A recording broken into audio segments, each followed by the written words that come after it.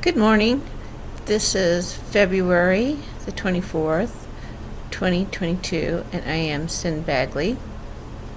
And I'm doing my daily I Ching practice this morning. I use the Paul O'Brien's Visionary I Ching, which is an app that you can find on Google Play. I like to use this particular I Ching translation because it's the American edition. So one of these days when I do the daily I Ching, I might show you the difference by reading the Richard Wilhelm translation. The Richard Wilhelm translation was the I Ching that Dr. Jung used. He even has a foreword in that particular book. So I do read that I Ching, but it's a little archaic compared to the world we live in today. So I've already typed in Zen, and it's time for me to take 3 deep breaths.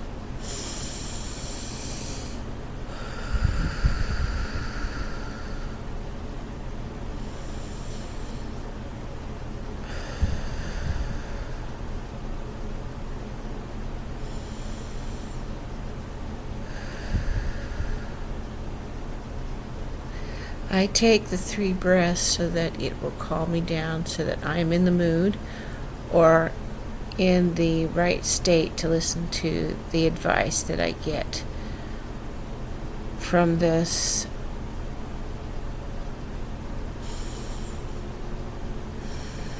Okay, now I'm going to toss the coins, or in this case, hit the iPhone 6 times.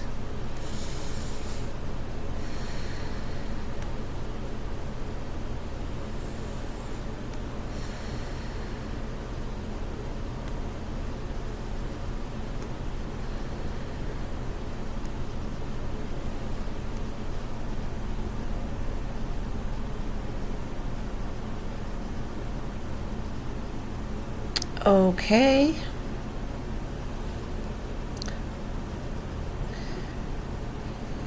The first trigram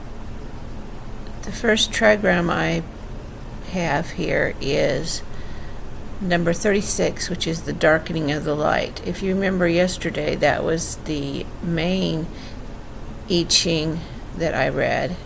But today it has a changing line, so I will just read the changing line.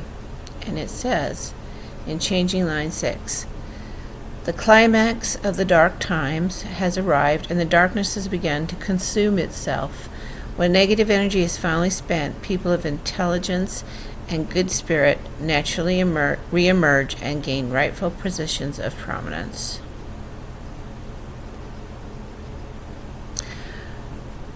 Something that we need to remember is that even though we're in the middle of darkness, there is always a change coming. That this too will pass. Okay.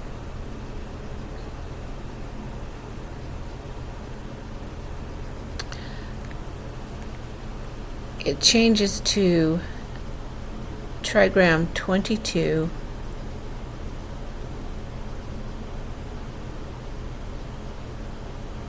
And it's grace and beauty. I love this particular one because it reminds me of the feminine principles. A splashy sunset bathes the mountains in a soft distance. The light of a full moon dances on the surface of a rippling river. Grace and beauty adorn the natural world. Grace is neither an all-powerful force nor an essential or fundamental thing. By itself, it is form without content. Grace is moon on water, not the sunlight at noon, yet grace brings artistic expression into the world and enhances the qualities of our life. Grace brings success in small matters. In the arts, grace arises out of adherence to form, the dancer becoming the choreographer of the dance.